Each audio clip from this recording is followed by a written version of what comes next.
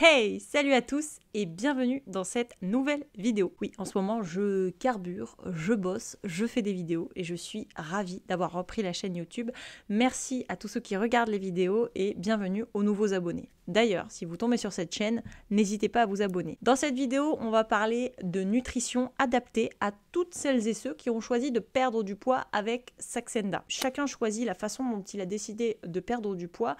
Mais il y a des erreurs à pas commettre et quand même c'est un investissement, hein. Le Saxenda c'est 150 à 180 € par semaine, donc c'est aussi important de bien choisir le chemin qu'on prend et de la façon dont on gère les choses à ce moment-là. Je ne dis pas que c'est la meilleure des solutions pour la perte de poids, non, parce que il n'y a pas de solution pour la perte de poids. La seule solution c'est votre engagement et votre adhésion aux modifications que vous allez faire et atteindre pour la perte de poids. Comme il y a du monde qui l'utilise et que ça peut être utile, je pense que c'est aussi intéressant de faire cette vidéo là.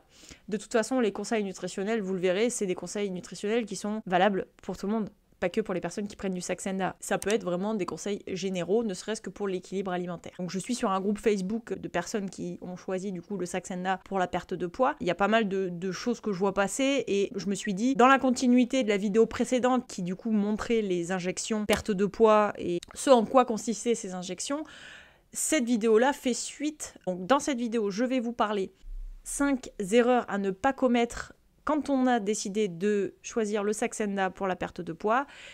Et ensuite, une deuxième partie de vidéo qui va être uniquement sur 5 conseils nutritionnels adaptés à la prise de Saxenda. Si vous passez par là et que vous n'êtes pas abonné, n'hésitez pas à vous abonner. L'objectif, 1000 abonnés. Et sans plus tarder, on commence tout de suite. Première erreur, pensez que les injections vont suffire et qu'il n'est pas nécessaire de se mettre à l'activité physique ou d'avoir une assiette qui est équilibrée. Non, parce que sur le long terme, ça ne fonctionnera pas. Deuxième erreur finalement qu'on peut commettre, c'est de ne pas assez manger pendant ces injections. Tout simplement, il faut comprendre que la prise des injections va créer un rassasiement qui va être long et parfois j'ai pu remarquer qu'il y a certaines personnes qui ne ressentent pas la faim et qui du coup vont manger peu. Attention, si vous ne mangez pas assez, oui vous allez perdre beaucoup de poids pendant la prise du Saxenda, pendant les injections, mais une fois que vous allez arrêter, la fringale va revenir et vous risquez de reprendre du poids derrière parce que vous allez finalement ne pas assez donner à votre corps, sauf que quand vous reprenez une alimentation normale, lui il va dire ok c'est reparti, j'ai enlevé du gras mais maintenant je vais en remettre et souvent il en remet plus. Troisième grosse erreur, ne pas vous intéresser à la nutrition. Intéressez-vous à la nutrition. Tout le monde devrait s'y intéresser à un moment. D'ailleurs, je milite pour qu'on puisse rembourser les consultations diététiques, au moins une par an. Ne serait-ce que pour avoir un petit entretien d'1 heure pour déjà simplifier les choses, répondre à des questions et des problématiques que beaucoup ont et aider quand il y a des erreurs qui sont faites alors qu'on pense bien manger et on perd pas de poids. C'est souvent le cas. C'est d'ailleurs très souvent le cas. Donc, intéressez-vous à la nutrition. Glucides, lipides, protéines, c'est essentiel de savoir où c'est, où est-ce qu'on les trouve et comment on associe entre eux ces nutriments et de pouvoir associer aussi les familles d'aliments et voir l'alimentation qui vous convient définitivement. Allez voir un diététicien nutritionniste. Quatrième erreur, se dire que le Saxenda, les injections, votre corps va être sensible tout au long de la prise de la même façon. Non, le corps s'adapte. C'est pas tous le cas, mais souvent le corps s'adapte. Donc ce qui va faire que, un peu comme quand vous mangez peu, le corps s'adapte, il ralentit son fonctionnement, le cœur bat moins vite, les poumons, vous êtes plus vite essoufflé, la masse musculaire pareil, vous êtes fatigué dès que vous faites 3 pas, ça c'est le corps qui s'adapte. Le Saxenda c'est pareil, les injections, la molécule, votre corps il s'adapte. Donc l'effet sur la digestion, ça va évoluer, et l'effet sur la satiété, le rassasiement va changer aussi. Donc méfiez-vous, ça ne suffira pas. Cinquième erreur, ne pas vous projeter sur l'après Saxenda. Quand vous allez faire les injections, ça va vous aider, c'est un tremplin pour la perte de poids. Si vous faites attention au niveau de l'alimentation, et encore quand je dis attention, c'est pas privation d'aliments, c'est vraiment équilibre alimentaire, que vous vous mettez un peu d'activité physique. Pareil, pas une activité physique tous les jours. En plein Saxenda, vous allez avoir déjà un tremplin pour la perte de poids. Si vous vous mettez à faire du sport tous les jours, vous avez du Saxenda, que vous mangez super bien, que vous ne faites pas d'écart, imaginez quand vous allez reprendre les bonnes vieilles habitudes, une vie normale, j'ai envie de dire, où il y a des fois des petits écarts. Voilà, là c'était Pâques, il y a récemment, enfin voilà, je veux dire, c'est autorisé de manger du chocolat, il n'y a pas de problème. Enfin bref, je m'égare. Tout ça pour vous dire que projetez-vous après les injections. qu'est-ce que je veux faire sur le long terme, qu'est-ce que je vais changer définitivement, qu'est-ce qui m'a amené à devoir prendre du Saxenda, voilà le bilan finalement, et qu'est-ce que je vais garder ensuite dans mon quotidien pour pérenniser la perte de poids. Voilà, ça c'est hyper important, il faut se projeter avant ou pendant, mais pas après une fois que vous avez perdu votre poids. Parce que là vous êtes dans l'euphorie, et après, vous risquez vite de déchanter quand vous reprenez après le poids. Je vous rappelle que vous pouvez vous abonner gratuitement. N'hésitez pas à mettre un like si la vidéo vous plaît et évidemment à me noter en commentaire vos questions de nutrition ou voilà, tout type de commentaires constructifs. Ce sera avec plaisir que j'échangerai avec vous. Et merci à ceux qui fidèlement mettre des commentaires, puisque le fait de mettre des likes et des commentaires met en avant la vidéo et donc aide la chaîne à grandir. On passe au conseil nutrition. Premier conseil nutritionnel, mettez des légumes à tous les repas. Des légumes. Les légumes, il y a plusieurs types de légumes. Il y a quelques légumes à moins favoriser que d'autres. Attention, je sais que selon les légumes que je vais citer, certains se disent quels légumes il faut que je ne mange pas et ceux que je mange. Non, arrêtez. Je m'égare. Il n'y a pas un aliment qu'il ne faut pas manger. C'est une question d'association. Je le dis très souvent dans les vidéos, l'association est essentielle. Est-ce que j'ai le droit ou pas à l'avocat? Non. C'est pas que vous n'avez pas le droit, c'est que juste c'est de la matière grasse, donc il faut des légumes avec. Ou bien voilà, gérer dans la journée un apport en légumes. Légumes à tous les repas, plutôt verts. Il y a certains légumes qu'il faut donc limiter. Je pense par exemple à la carotte cuite. La carotte cuite, vous voyez, c'est pas un légume qui va ralentir la digestion et qui va vraiment vous permettre de pérenniser au niveau poids. Certains métabolismes qui stockent, quand ils vont associer carottes, pâtes, c'est que des glucides en fait. Donc il n'y a rien qui ralentit finalement. Alors que si vous mettez brocoli, pâtes et un peu de carottes dans les brocolis, ça change totalement la façon dont sont associés les aliments et donc la digestion est différente. Il y a également la question de la tomate. La tomate c'est pareil, c'est un condiment quand elle est cuite. Dans le sens où c'est pas ça le légume, pas de bolo. La tomate, c'est pas le légume. Il faut mettre des légumes à côté. Pas de bolo, oui, mais avec des légumes. Et ensuite, la salade. La salade, sur les légumes, il en faut beaucoup, la salade. Beaucoup de salade pour le côté rassasiant. Et en fait, la salade, quand vous la mettez en vinaigrette, elle se ramollit. Vous voyez, c'est pareil dans votre estomac. Alors que poire aux vinaigrettes, eh ben, ils tiennent bien au niveau visuel. La fibre, on la voit, on la sent. Il y a de la mastication aussi. Prioriser les légumes qui sont masticables, qui ont des fibres et qui tiennent bien dans la digestion, qui vont vraiment ralentir la digestion au maximum, favoriser la perte de poids avec Saxenda et surtout ne pas faire de reprise après. Parce qu'on prévoit le après. Deuxième point, limiter les glucides. Donc les glucides, pour résumer, il y a deux catégories de glucides, les glucides simples, les glucides complexes. Simples, tous les goûts sucrés, tous les aliments qui ont un goût sucré contiennent des glucides simples, plus ou moins naturels. Le fruit c'est naturel, les gâteaux, il y a des glucides, le glucide simple c'est le sucre blanc.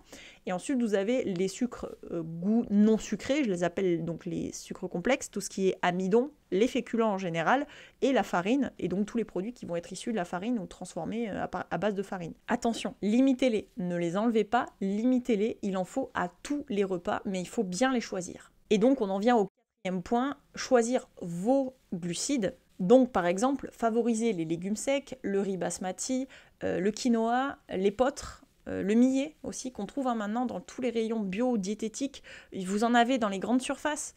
Le millet, ça ressemble à la semoule, sauf que c'est naturel. La semoule, c'est de la farine qui a été transformée. Ça pousse pas. Voilà, ça pousse pas. La semoule, ça pousse pas. Le millet, ça pousse. Voilà, bref, des légumes secs, plutôt de digestion lente, fibreux et pas transformés. Ça ne veut pas dire qu'on ne mange pas de pâtes, ça ne veut pas dire qu'on ne mange pas de semoule. C'est juste que sur 14 repas, il vous faut plus de bons féculents que de féculents transformés. Et faites-vous plaisir avec de la pizza, mais mangez des légumes avec. Petite entrée de vinaigrette de poireaux. Et si vous avez faim, vous pouvez prendre un fruit en dessert ou vous pouvez le prendre à la collation, mais pas tout seul. Parce que si déjà de base votre corps y stocke, c'est possible que le fruit, n'étant que du sucre, un peu de fibres, mais aussi quand même il y a 3 carrés de sucre dans une pomme par exemple, ça fasse monter la glycémie. Et donc même si là le Saxenda est un hypoglycémiant, ça va pas avoir trop d'impact, mais pour anticiper pour après, je vous conseille quand même de manger le fruit avec autre chose. Soit des amandes, des noix, des noisettes, un fruit avec porridge de graines de chia par exemple, ou fruits, fromage blanc, skyr, voilà, des produits laitiers protéinés. Encore une très bonne transition pour le point suivant. Donc, point protéines à tous les repas. pendant la perte de poids, il ne faut pas que vous perdiez de masse musculaire. Donc on va essayer de garder quand même un apport en protéines important. Après, il y a plusieurs choix en termes de protéines. Il y a viande, poisson, œufs. Vous pouvez manger autant d'œufs que vous souhaitez, ça n'apporte pas de cholestérol. Le cholestérol, c'est plus souvent un foie qui est fatigué, de l'alcool, etc. ou d'autres types d'aliments que les œufs. Il y a des cultures qui mangent beaucoup d'œufs et qui n'ont pas plus de cholestérol. C'est un tout, mais il faut savoir que le cholestérol, c'est 2/3 le foie. Les protéines végétales également qui sont intéressantes. Vous avez des protéines végétales dans tout ce qui est issu du soja, donc le tofu, les galettes de soja, etc. Et ils isolent aussi les protéines de blé. C'est pour ça que vous avez des produits qui sont des galettes soja-blé. Attention, sur certains produits de ce type-là, vous avez des glucides. Donc regardez bien les valeurs nutritionnelles, donc le tableau des valeurs nutritionnelles. En gros, une protéine végétale de bonne qualité, il y a 10% de matière grasse, 5% de glucides et 20% de protéines. Si on a un ratio qui est plus bas en glucides et plus bas en lipides, mais toujours aussi bon en prot, on est bien. En revanche, si on baisse les protéines, si on monte les glucides et si on monte les lipides, là, ça devient transformé, c'est plus intéressant. Donc vous évitez absolument, vous prenez surtout des protéines végétales peu transformées avec des valeurs nutritionnelles qui sont de ce type-là. Finalement, ce sont les mêmes que la viande et le poisson. Et enfin, on a les produits laitiers protéinés, donc le skyr, fromage blanc et les petits frais type petit suisse qui sont intéressants. D'ailleurs, je fais une petite annonce pour la vidéo qui va suivre bientôt quand j'aurai le temps de la filmer. J'ai envie de faire un test sur les nouveaux produits laitiers protéinés qui sortent. Vous donner un petit avis aussi sur qu'est-ce qu'il y a à l'intérieur. Je vais tester la marque Ipro, je vais tester les Lindals de chez Danone, je vais tester aussi d'autres produits, je vais aller regarder au Leclerc et je vais faire mes petites emplettes et je vais vous faire une vidéo là-dessus. On va analyser les ingrédients et les valeurs nutritionnelles ensemble. Et enfin, 5e point, si vous n'avez pas faim, faites des petits repas, mais ne sautez pas les repas. Et ça, c'est valable pour tout le monde, même ceux qui ne font pas d'injection d'ailleurs. Arrêtez de me sauter des repas, soit parce que vous avez fait des écarts, soit parce que vous ressentez pas la faim. C'est pas bon de sauter des repas. Vous allez compenser à un moment. Soit votre corps, il compense, soit vous allez compenser psychologiquement. Quand vous sautez le repas, il manque quelque chose. Donc à un moment, c'est pas sain. Ça ne veut pas dire qu'il faut beaucoup manger au repas où vous n'avez pas faim. Vous pouvez avoir une journée où vous n'avez pas faim, vous faites des petits repas en fait. Donc vous mangez un petit déjeuner, ça peut être un petit porridge de graines de chia, 2 cuillères à soupe de graines de chia, du lait végétal ou animal, quelques petits morceaux bref, un fruit. Vous pouvez prendre des fruits surgelés aussi que vous avez acheté chez Thirier et Picard ou en grande surface, mais que vous pouvez portionner du coup. Mais de la mâche, vous voyez, la mâche, évitez la compote. Par exemple. Ça peut être un petit truc à 10 heures ou rien du tout. Ça va dépendre vraiment de comment vous allez répartir votre journée. Obligatoirement un repas de midi, mais ça peut tenir dans un bol. Un petit peu de légumes, des brocolis, par exemple un petit peu de riz et du poisson. Mais il faut quelque chose, un petit filet d'huile. La matière grasse, c'est essentiel aussi, vous n'oubliez pas. C'est important, c'est le wifi de votre corps. Sans matière grasse, il n'y a pas de communication entre les cellules. Il faut du bon gras. Il n'en faut pas des masses, mais il en faut un petit peu. D'ailleurs, on voit que les régimes où il y a beaucoup de gras, il y a plus de perte de poids quand on baisse les glucides et qu'on augmente les matières grasses plutôt que quand on met beaucoup de glucides et pas de matières grasses. Ça d'ailleurs c'est le sujet d'une autre vidéo. Bref, donc tout ça pour vous dire que c'est important. À 4 heures ça peut être une collation avec 2-3 cuillères de fromage blanc. Et pareil ça peut être des fruits, ça peut être du sirop d'agave, ça peut être des graines de courge. Ça peut être un tout petit mug cake, voilà, un petit quelque chose, un petit quelque chose, avec des protéines si possible. Et le soir, c'est pareil, ça rentre dans un bol, allez, 2 tranches de saumon fumé, concombre, et puis un petit peu de quinoa. Là, on est vraiment sur de la perte de poids pure. Donc au final, vous n'avez pas faim, faites-moi un truc hyper équilibré, vous allez perdre du gras. Pour résumer, les grandes lignes pour la nutrition adaptée aux injections Saxenda, donc on est sur des hypoglycémiants, des rassasiants, des satiétants qui ne fonctionnent pas tous de la même façon chez tout le monde. On est tous différents par rapport au métabolisme. J'espère que cette vidéo vous aura plu, que j'ai pas parlé trop vite, mais je voulais quand même être concise, mais assez claire aussi. Vous vous doutez bien que comme c'est ma passion, je vous fais ça d'un trait. Alors c'est vrai que j'ai un peu cherché mes mots, mais voilà. C'est avec plaisir que je vous partage tout ça. Abonnez-vous si c'est pas déjà fait. Merci à tous de votre soutien. Je suis ravie de vous croiser des fois et dans les bureaux de consultation. J'ai mis des affiches, donc j'ai des patients qui sont pas spécialement, qui sont suivis par les médecins, mais pas spécialement par moi, qui regardent les vidéos aussi. Donc merci à tous. C'est vraiment un plaisir pour moi. En attendant la prochaine vidéo, prenez soin de vous et de vos proches. Salut!